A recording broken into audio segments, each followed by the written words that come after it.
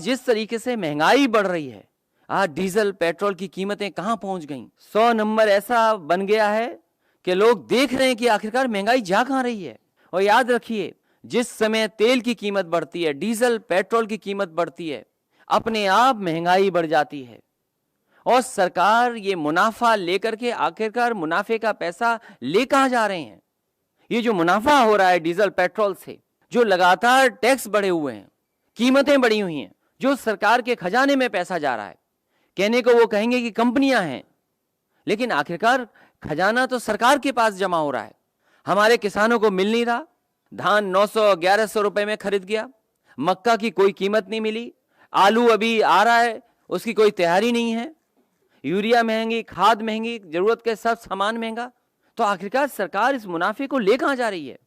और फिर अर्थव्यवस्था कहा कि हम $5 ट्रिलियन इकोनॉमी की करेंगे। आखिरकार कहां है वो। हर चीज बेची जा रही है।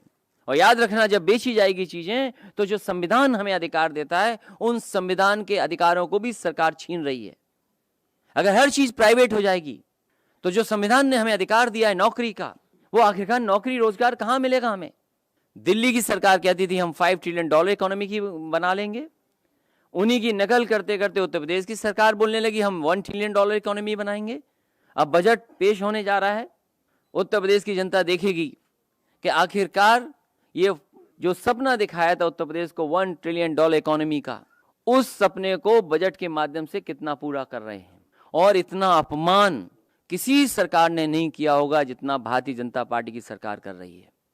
चाहे हमारे किसान भाई हों, गरीब हों, मजदूर हों, नौजवान हों, मुसलमान भाई हों, हर एक को सरकार अपमानित कर रही है। पॉलिटिकल लोग हैं उनको अपमानित कर रही है। इसी आंदोलन में जो लोग निकल करके आए, 10,000 से ज्यादा कार्यकर्ता हैं उत्तर प्रदेश में समाजवादी, उनके ऊपर झूठे मुकदमे लगे, लीडर्स को अपमानित कर रहे हैं। कोई वर्ग नहीं बचा जो अपमानित इस सरकार में ना हो रहा हो। और कैसी ठोको नीति चल रही है। जो पुलिस कह दे रही है, एक बार पुलिस ने कह दिया, वही सरकार मान ले रही है, वही बीजेपी कह रही है। क्या हाथरस में क्या नहीं हुआ, बदायूं में एक मां के साथ क्या नहीं हुआ। आज 3 बहनें जो दो तो जिनकी जान चली गई, एक बचेगी नहीं बचेगी, बड़ा सवाल है। उन्नाव में लगातार घटनाएं हो रही हैं। आखिरकार दोषी कौन है इसका, जिम्मेदार कौन है। जब सरकार पुलिस को खुली छूट दे देगी तो यही होगा। बेहतर से बेहतर चीजें दी पुलिस को, सब इस सरकार ने बर्बाद कर दिया। बेहतर इंतजाम हुए थे वो बर्बाद कर दिए। जौनपुर की घटना जो हुई है कि पुलिस ने पिटाई की, और जब पुलिस को पता लगा कि अब ये बच नहीं सकता, इसकी जान जा सकती है, तो सुबह तड़के अस्पताल में फेंक करके चले गए।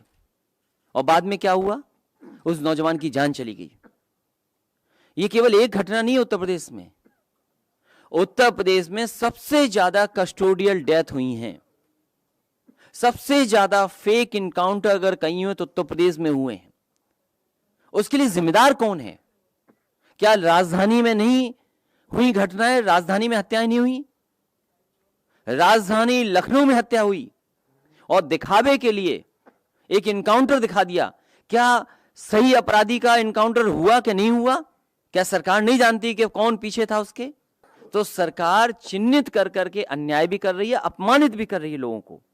और ये पहले दिन से हो रहा है इस सरकार में, क्योंकि जिस तरीके से पूरे उत्तर प्रदेश में सरकार बनते ही फेक इनकाउंटर का सिलसिला शुरू हुआ था। कौन नहीं जानता। बुलंदशहर में घटना हुई, नोएडा में इनकाउंटर का जो एडमिट था वो भाग गया छोड़ करके। और देखिए यूपी पुलिस की निशाना देखिए कहां लगता है केवल। और फिर उस सरकार के मुख्यमंत्री जिनके ऊपर मुकदमे थे।